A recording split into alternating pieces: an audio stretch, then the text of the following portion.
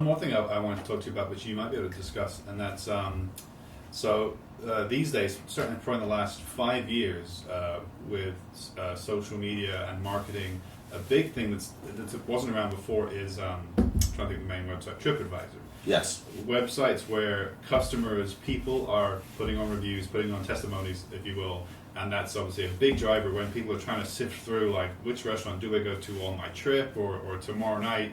You'll look through what are the best rated restaurants in this area or in this genre, in this style, and quite often these websites like TripAdvisor are where you go to. But what I want to discuss with you is those can be manipulated falsely by fake reviews, almost like on Amazon. People, owners of that business, can write a fake review saying, I got this product, the customer service was so great, and really it's a fake review. There was just a court case in Italy where the company that was posting paid for reviews actually lost the case and were sued and had to pay money. There was a settlement in this.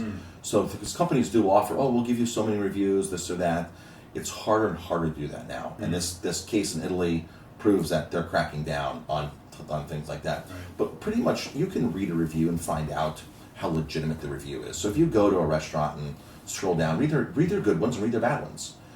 Chances are, if it's a highly rated restaurant and you see one bad review there, and you start reading the review, you just understand that person is very high maintenance, or they're picky, or they're having a bad day. You can see, I've had a lot of people say, oh my gosh, I read your great reviews, and I saw those 2 one-star ones, and I knew that was just, those people are just, you're not going to please those people. Right. But you responded to them, Marcus. You actually responded to them, which made me want to come to your restaurant. So you need to respond to every review. You need to respond to reviews, good ones or bad ones, communicate. And I tell people, I just actually responded to an article that we're going to go to print on that featured how I respond to my TripAdvisor and Yelp reviews. And Hey, Marcus Guiliano here. So if you like the content that I'm providing in this video, you can get my book, 50 Mistakes That Business Owners Make, for free. Follow the link below in the description of the video, and there's a link to get this book for free. I will ship it to you. You just pay the shipping. I've got the books already here. They're already paid for. 50 Mistakes That Business Owners Make.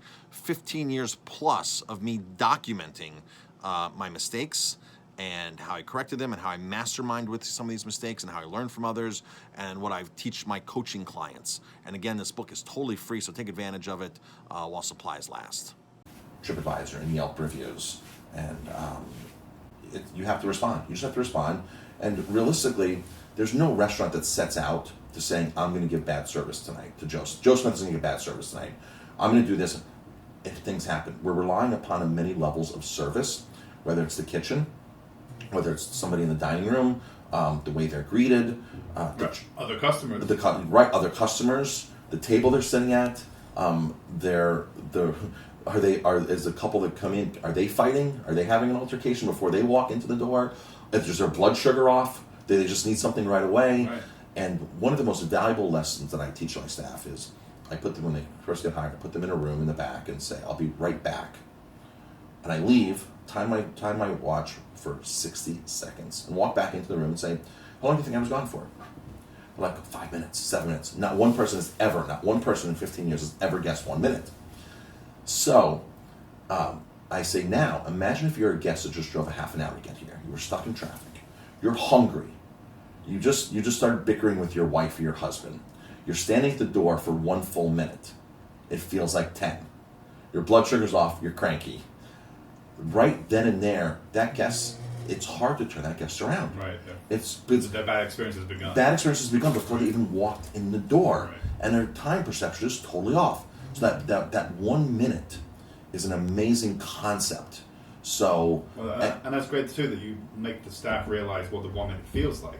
Right. What 1 minute feels like. Put yourself. Right. You can feel longer than that. I just did a great interview with a lady in California, Annette Franz, and she breaks down for businesses how customer experiences the business. She'll go into a business and say, here's what the customer feels walking through your door, ordering on your menu, going on your website, calling your phone.